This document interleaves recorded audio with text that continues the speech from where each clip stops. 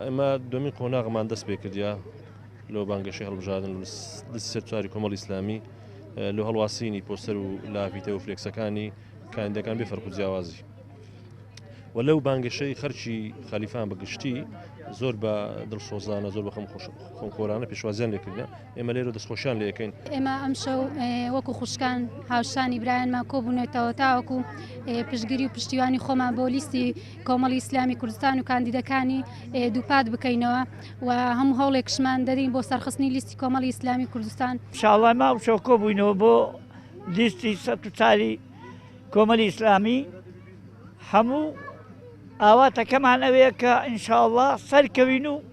بە ئیزنی خوا ئامادەینە خزمەت بکەین بە لیستی سەرچاری کۆمەڵی ئیسلامی لەبەرەوەی بەردەوام لە خزمەتی خەڵک و نیشتیمان و خەڵکی چەساوەدایە. ئێمە وەکو ئەم شەو شانبەشانی پیاوان هاتوینە سەر شەقام بۆ دەربڕینی دڵسۆزی خۆمان بۆ لیستی کۆمەڵی ئیسلامی کوردستان. ئینشاءڵڵا بە پشتیوانی خوای گەورە سەرەکەوین و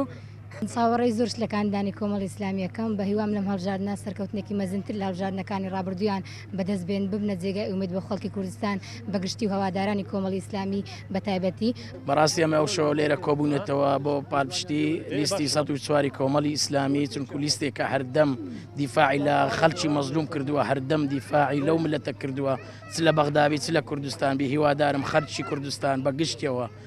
دەنگ بدا بە لیستی 104 کۆمەڵی ئیسلامی. بەڵێ قوتابیانی پیاوی مرد هەمیشە کەسی ڕازگۆ و دەست و نوێژ و پیاوی باشن و هیوادارم هەمووشیان سەرکەوتوو بوو. دەستخۆشتان لێ دەکەین کە بم شەوە لێرە ئامادە بوون ئێمەش لێرە ئامادە بووین تا پشتگیری لە لیستی کۆمەڵ بکەین لیستێکی خاوێنە ئیشاڵە دەردەچی ئێمەش پێمان خۆشە دەربچی و هەمومان لێرە کۆبووینەتەوە ئیشاڵە دەردەچی و لیستێکی خاوێنە و